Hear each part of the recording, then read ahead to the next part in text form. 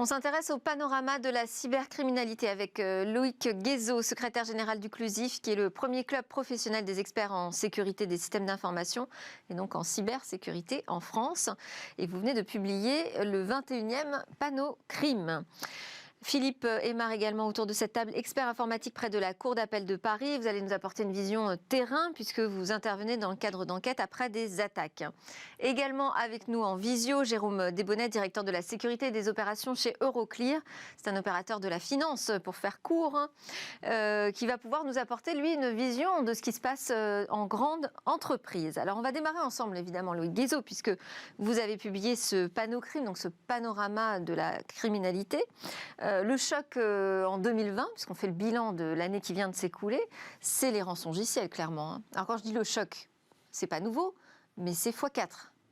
Voilà, c'est pas un choc, c'est une vague qui continue de monter et qui noie absolument les particuliers, mais de moins en moins, et de plus en plus les collectivités ou les grandes organisations, privées ou publiques. Et le chiffre clé de l'année 2020, c'est la vision de l'ANSSI, qui indique qu'elle est intervenue 4 fois plus en 2020 qu'en 2019. L'ANSSI, c'est l'agence centrale de sécurité, l'agence nationale de sécurité des systèmes d'information, qui, elle, s'intéresse qu'aux administrations. Hein. Alors son périmètre est limité au réseau du gouvernement, à l'État, et puis surtout, elle intègre aussi une partie du privé très importante, ce qu'on appelle les opérateurs d'importance vitale, donc les organisations dont l'arrêt pourrait porter atteinte à la souveraineté nationale.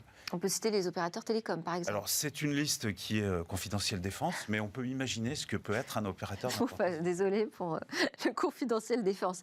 Donc quand on dit x4, 4 fois plus d'attaques par rançongiciel en 2020 qu'en 2019, c'est en plus sur un périmètre qui est limité.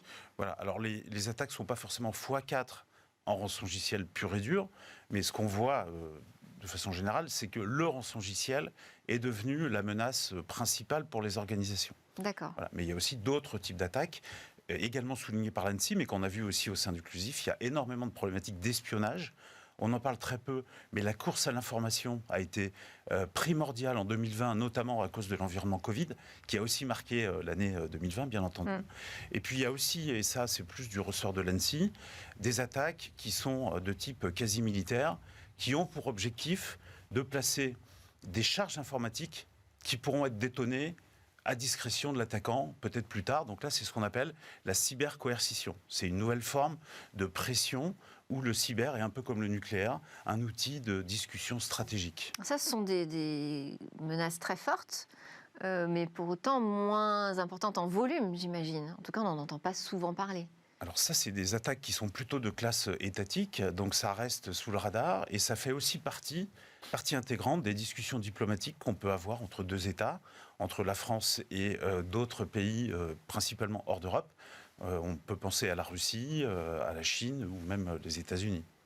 On a reçu Pascal Boniface vendredi dernier, qui est donc géopolitologue, et qui nous a montré ô combien, effectivement, le numérique était au cœur des conflits internationaux aujourd'hui.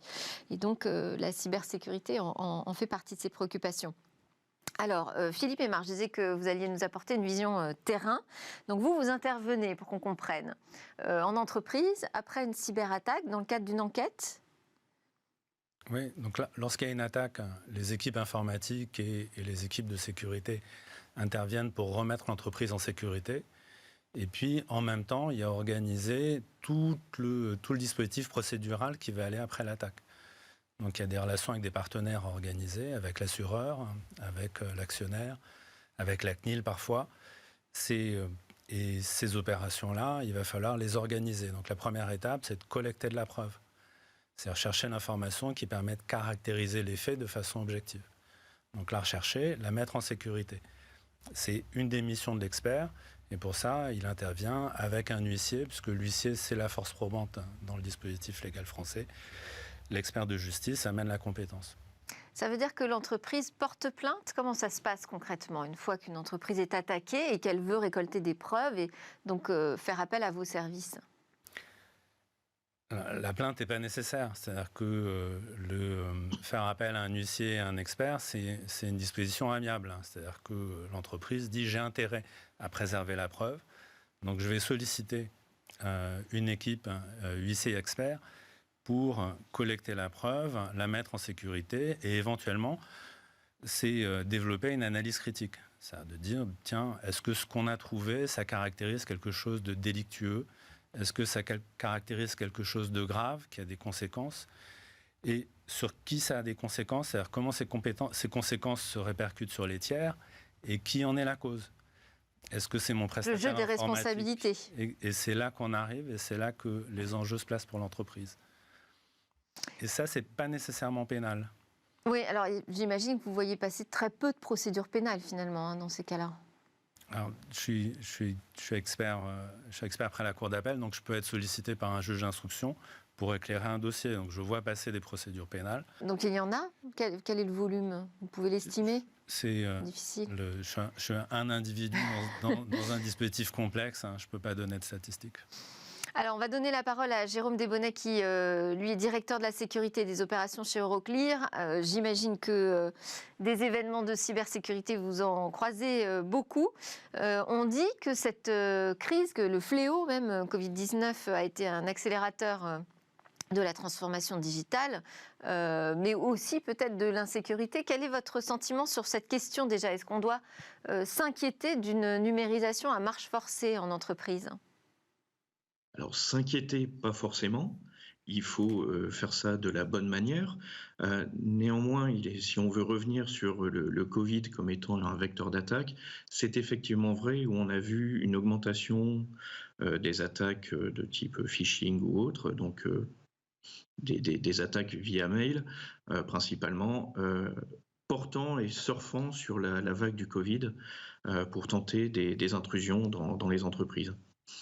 Si je dis ça, c'est parce que quand on est une grande organisation, on travaille beaucoup avec des tiers, justement, puisque on commençait à dire qu'on va chercher les responsabilités, d'où vient l'attaque, elle n'arrive pas forcément directement.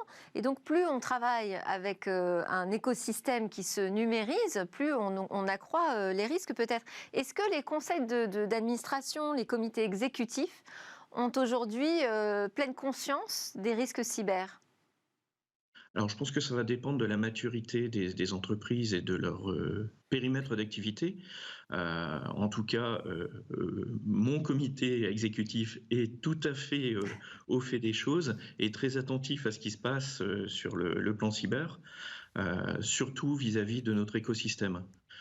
Donc, nous surveillons les activités cyber qui nous concernent, mais aussi qui peuvent concerner notre écosystème pour éventuellement nous en protéger si un partenaire, un client ou autre, est lui-même attaqué et donc peut avoir un impact sur nos propres systèmes et nous utiliser, on va dire, par rebond pour atteindre l'intégralité de l'écosystème. Donc, nous avons vraiment une très grosse surveillance sur ces aspects-là. Alors Loïc Guézot, je disais qu'on allait parler des faits. Il y a eu des inculpations en 2020 ? Il y a eu quelques inculpations en 2020, un peu partout dans le monde. On a notamment des Nigérians, un gang d'arnaqueurs par la messagerie qui a été arrêté par Interpol.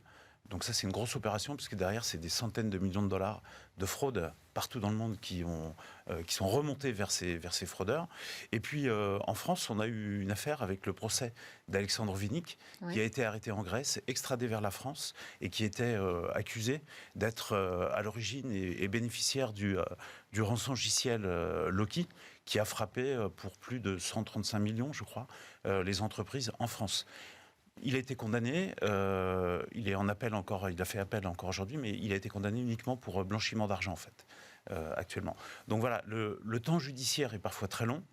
On a vu en 2020 le FBI qui a publié des actes d'accusation sur des groupes étatiques chinois, russes, pour des opérations qui remontent pour certaines jusqu'à 2012 et qui intègrent les grosses opérations des dernières années, NotPetya, les élections françaises avec l'intrusion, l'ingérence russe et les Jeux Olympiques de 2018. Donc le temps judiciaire est beaucoup plus long que le temps de l'instantanéité de l'attaque informatique.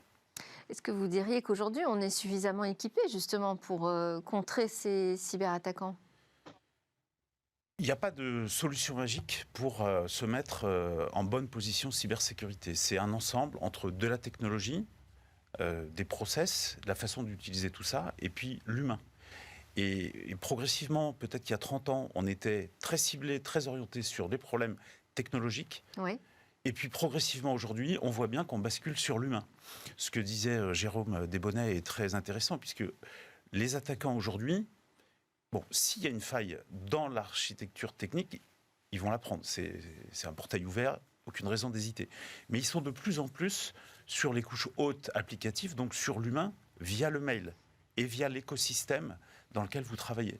Si vous êtes le PDG d'un groupe du CAC 40 et que vous recevez un mail qui semble venir d'un de vos homologues du CAC 40 qui vous demande d'accélérer une opération ou pourquoi pas d'initier un virement, on est dans le cas de ce qu'on appelle fraude au fraude au président. Et ça marche, parce que là, on est en confiance entre deux équivalents qui se parlent par mail et qui ont un sentiment de proximité, alors qu'ils sont en danger maximum. Arnaque, fraude au président, gros virement. Et puis après, il faut appeler un expert judiciaire et éventuellement la police pour essayer de récupérer l'argent si c'est encore possible. Alors justement, on a un expert judiciaire autour de la table. Philippe Aymar, quand vous arrivez comme ça dans les entreprises qui ont été victimes d'attaques, qu'est-ce que vous constatez? Il y a des erreurs qui ont été commises et quelles seraient du coup vos recommandations? Oui, il y a pas forcément, enfin il y a des fautes d'inattention. Oui. Donc il peut y en avoir au niveau du paramétrage de la sécurité des systèmes. Ce que j'ai pu observer dans certains cas, c'est que le b.a.-ba des bonnes pratiques n'était pas appliqué. Donc là, c'est important que l'entreprise soit sensibilisée, que la direction informatique soit sensibilisée au dossier et fasse son travail. Donc il y a des réseaux de prestataires. L'ANSSI, par exemple, gère un réseau de professionnels agréés. C'est une bonne mesure que de vérifier ça. Donc déjà à la base, vérifier son système de sécurité. Vérifier le système de sécurité. Est-ce qu'il y a des remontées de logs? Est-ce que les alertes connues sont surveillées? Est-ce qu'il y a une sensibilité à la normale? Tiens, tu m'appelles à minuit, je reçois un mail à minuit pour un truc urgent, est-ce que je devrais être alerté ou pas? Et ensuite, une fois que l'attaque a eu lieu, donc votre job, ça va être de récolter des preuves. Est-ce qu'il y a des choses à ne pas faire, justement? On sait que sur une scène de crime classique, il ne faut pas mettre ses empreintes partout dans la pièce, par exemple. Est-ce qu'en matière de cyberattaque, de la même façon, quand vous arrivez, vous vous dites « Ah non, pourquoi ils ont touché à ça? Pourquoi ils ont fait ça ?» Est-ce qu'il y a des précautions à prendre une fois qu'on a été attaqué pour laisser l'expert pouvoir travailler correctement? Là, il y a un compromis à gérer entre la sûreté de la preuve et la disponibilité des systèmes.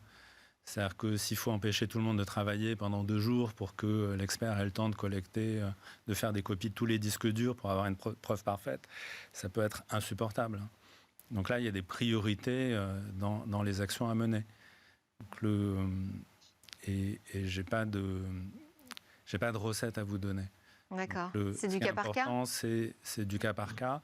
C'est de regarder quels sont les systèmes dans l'entreprise. Il y a des systèmes qui sont pérennes et à valeur probante. C'est-à-dire que, par exemple, si on a les logs qui sont hébergés chez Office 365, comme c'est le cas dans beaucoup d'entreprises, on sait qu'ils vont être gardés pendant plusieurs dizaines de jours. On sait qu'ils ont une valeur probante parce que c'est difficile d'aller bricoler sur les systèmes de Microsoft. Donc là, on n'est pas obligé d'agir tout de suite. En revanche, c'est un ordinateur qu'on sent être le vecteur de l'attaque. Là, c'est important de l'isoler, de prendre une image du disque et puis après de laisser les équipes de sécurité faire ce qu'elles ont à faire, qui est d'en mettre à zéro s'il faut, de nettoyer, d'identifier le virus pour pouvoir le remettre dans les bases de détection et éviter d'être attaqué par la même chose. Et on trouve facilement des traces, on arrive facilement à remonter aux origines de l'attaque? Je pense que tout cybercriminel laisse sa patte? Je ne saurais pas dire. Moi, je peux parler que de celles que j'ai réussi à trouver. Celles que je n'ai pas réussi à trouver... Et c'est combien de temps? C'est ça, mais est-ce que c'est difficile? Est-ce que c'est un travail qui prend du temps? Ou est-ce que finalement, il y a tellement d'attaques qui sont lancées sur le marché que peu de précautions sont prises par les attaquants pour masquer leurs traces? Loïc Guézot, si vous voulez réagir. Ouais. Moi, mon sentiment, c'est qu'il faut avoir de la chance. Hein. C'est-à-dire que, Ouais. on arrive dans une entreprise, les endroits où il y a de l'information, il y en a plein. Ouais. C'est-à-dire qu'on va trouver le log de la machine, le log du serveur de mail. Donc il y a des gisements d'informations dans tous les sens. Hein. Et si l'entreprise est vaguement conséquente, on se retrouve rapidement avec des centaines de mégas de données à analyser. Donc pour retrouver là-dedans une histoire, un indice, un fil, il faut avoir de la chance. Loïc Guézot, Alors la chance, oui, ça peut contribuer. c'est une qualité professionnelle, on dit. Hein. Ça peut faire partie de. C'est savoir où chercher Ouais. et avoir déjà un peu le plus possible d'expérience pour pouvoir aller chercher. Donc il y a ce qu'on appelle aussi maintenant des méthodes sur des bases d'indicateurs de compromission, qui sont des sortes de traces numériques qu'on peut associer, attribuer à un groupe d'attaquants. Donc à partir de là, on va essayer de reconstituer l'histoire. Et puis ensuite, ces informations-là, bien sûr, quand on est en pleine crise, on les partage avec la communauté, avec les experts, pour essayer d'avoir de meilleures indications, pour aller encore plus chercher là où il faut aller chercher. Mais quoi qu'il en soit, c'est du numérique. Donc il y a deux choses à retenir. Il n'y a rien de plus simple que de faire un copier-coller d'un outil d'attaque. Et donc, c'est pas parce qu'on le trouve que c'est effectivement l'attaquant d'origine qui a créé cet outil qui est derrière l'attaque à l'instant T ici. Mm-hmm. Mais en même temps, il faut savoir qu'il n'y a pas d'action numérique sans interaction avec les systèmes. Et donc, il y a génération de traces. Et après, ça va être toute la difficulté de faire la part des choses entre ces volumes très importants de traces et celles qui vont montrer que peut-être là, on a une connexion depuis un équipement sur lequel on peut aller faire une analyse complémentaire et remonter vers une source préalable d'infection ou d'attaque. Donc, des enquêtes donc très sérieuses et compliquées. Compliqué. Jérôme Desbonnets, si on parle un peu budget, puisque vous êtes responsable sécurité, vous dites que au comité exécutif, tout le monde a pleinement conscience des dangers. Comment on fait pour défendre un budget cyber? Parce que finalement, on peut se dire, mais c'est un puits sans fond, on est attaqué en permanence. Effectivement, et ça, c'est un vrai sujet systématique, je dirais, dans toutes mes réunions avec le comité exécutif. Ce que l'on peut retenir, c'est surtout le coût de ne rien faire est potentiellement beaucoup plus élevé. Et là, les faits, l'actualité l'a démontré, continue de le démontrer et va encore continuer de le démontrer pendant longtemps. Ensuite, il faut pouvoir mesurer l'efficacité de la cybersécurité. Et là, il y a des frameworks, des méthodologies, on va dire, qui permettent d'évaluer notre niveau d'efficacité par rapport aux standards du marché, par rapport aux best practices, pour qualifier la qualité de notre investissement. Et toutes les discussions est en général tournées vers ces aspects-là, et positionner l'investissement là aussi sur la bonne structure qui peut être la gouvernance de la sécurité, mais toutes les solutions de protection, mais aussi la détection et la rémédiation dont on a déjà beaucoup parlé précédemment. Et la rémédiation surtout avec l'intégration avec l'écosystème pour faire en sorte qu'au final on continue de délivrer notre service malgré une situation de crise. On a aussi, sur ce plateau, on a aussi soulevé le problème des entreprises qui se retrouvent souvent seules face au cybercrime. Le CIGREF, notamment, a poussé un coup de gueule ici en disant c'est pas normal, on doit être aidé davantage par les États, il faut trouver une solution au niveau international. Il y a des choses qui s'organisent. Vous avez le sentiment, Loïc Guézot, que ça progresse là-dessus avec l'ANSSI et les autres pays ? Déjà, oui, clairement, les attaques sont maintenant visibles avec leur impact sur l'économie ou même sur les gouvernements ou les processus électoraux. Donc, par exemple, en Europe, c'est un sujet qui est porté par le commissaire européen Thierry Breton, qui maintenant se positionne sur ces aspects d'autonomie, de souveraineté numérique au niveau européen. Donc, ça a été souligné par l'ANSSI pendant le dernier Panocrime hier. Il n'y aura pas de bouclier européen. On ne va pas être dans une bulle cyber qui va nous couper du monde. Mais il y a une volonté de coopération, notamment au sein de l'Europe, pour faire en sorte qu'il existe des dispositifs d'assistance mutuelle, de partage d'informations et donc de création de forces européennes contre les intrusions, les attaques informatiques qui viennent de l'extérieur. Jérôme Desbonnets, votre regard sur cette question de coordination au niveau des États, de protection de boucliers qui pourrait être utile aux entreprises? Alors, la notion de bouclier en tant que telle, je pense que c'est un peu un non-sens, dans le sens où on voit avec l'évolution de la cybersécurité que la notion du château fort est au final quelque chose qui ne marche plus à l'heure actuelle. Par contre, le partage d'informations très rapide, de façon coordonnée et structurée, pour pouvoir détecter les attaques au plus tôt et les intercepter par les systèmes au sein des entreprises, ça a énormément de valeur. Alors aujourd'hui, Ainsi que le il y a des CERT qui existent, hein, des centres de réponse aux attaques qui permettent à chacun de se coordonner. Est-ce que c'est suffisant? Pas encore tout à fait, puisqu'on partage au final des IOC, hein, dont a parlé Loïc précédemment.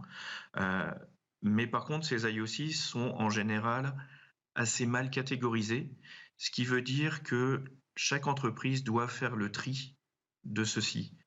Or, les IOC, on a une même volumétrie de croissance que les attaques, on va dire. Indicateurs de compromission. Les indicateurs de compromission. Ça Oui, fait indicateur de compromission, oui. oui, alors excusez-moi, du coup, je vous ai coupé. Qu'est-ce qui manque? Une structuration en fait dans l'organisation de ces indicateurs de compromission pour que nous, entreprises, puissions partager correctement les informations que nous pourrions détecter et aussi récupérer les informations qui nous sont vraiment nécessaires. Loïc Guizot, vous vouliez Je peux effectivement aller dans le sens de Jérôme Desbonnets. Il y a un sujet qui est très important ici, c'est le partenariat, partenariat public-privé. Oui. Parce que très souvent, c'est le public qui a besoin, le secteur public qui a besoin de ces indicateurs, notamment police, justice, mais c'est le secteur privé qui le premier les voit. Soit les fournisseurs de technologies de détection et de blocage, soit les indicateurs sont fournis par des opérateurs privés qui interviennent en cas d'attaque. Donc cette collaboration et cet échange d'indicateurs entre le public, le secteur public et le secteur privé est extrêmement important. On n'a plus beaucoup de temps. On va parler justement de ces preuves numériques que vous collectez. Qu'est-ce qu'est une preuve numérique recevable? Qu'est-ce qui est recevable? Qu'est-ce qui n'est pas recevable dans une affaire de cyberattaque? Qu'est-ce qu'on peut utiliser pour remonter à la source d'une attaque? Qu'est-ce qu'on peut utiliser dans le cadre d'une procédure pénale, par exemple? Dans le cadre d'une procédure pénale, il y a une liberté de la preuve. C'est-à-dire qu'on peut tout prendre. Après, ça peut être des preuves faibles, comme par exemple, il y a des systèmes de journalisation, des logs, qui vont être des logs sécurisés. Donc ceux-là, on sait qu'ils ont une valeur probante. On peut s'appuyer dessus de façon assez sereine. Il y en a d'autres qui sont des systèmes de journalisation en mode texte. C'est-à-dire que théoriquement, n'importe qui peut intervenir dessus, rajouter les lignes qu'il a envie de rajouter, personne ne pourra s'en rendre compte. Donc cette preuve est faible. Pour autant, on ne doit pas la rejeter. Si elle vient s'insérer dans un faisceau d'éléments et qu'elle aide à raconter une histoire cohérente, consistante, elle va avoir du poids et on pourra l'utiliser. On va terminer ce panorama de la criminalité, mais alors très très vite, il faut répondre rapidement, Loïc Guizot, je suis désolée. Est-ce que le RGPD a renforcé la sécurité globalement? Indéniablement. Le RGPD protège les données personnelles des Européens dans les traitements internationaux et particulièrement parfois et ça a américains. un peu forcé les entreprises à s'équiper. Le RGPD inclut une clause d'amende en cas de fuite de données et de non-protection préalable. Donc le RGPD mis en place en 2018 a frappé en 2019 et encore plus en 2020. Donc aujourd'hui, les entreprises savent à quoi s'en tenir si elles ne sont pas en position de sécurité sur ces données personnelles. Dans le secteur des objets connectés, est-ce qu'on a progressé ou c'est toujours une catastrophe? C'est toujours très complexe puisqu'il y a de plus en plus d'objets connectés. Donc c'est une menace qui se répartit de façon diffuse dans nos vies quotidiennes. Dans le panorama annuel de la cybercriminalité, on a fait un focus spécial sur une marque, la marque Tesla, qui est un fabricant d'objets connectés. Un gros objet connecté. Mais très connecté.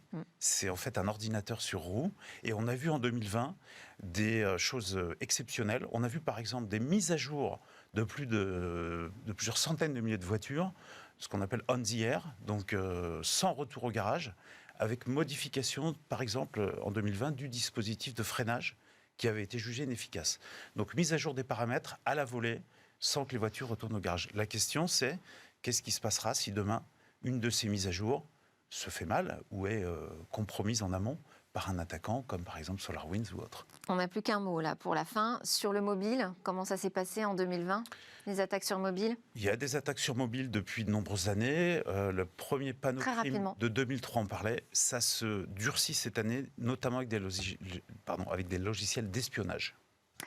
Donc attention aux applications que vous téléchargez sur des magasins notamment alternatifs, mais pas seulement, même les magasins officiels.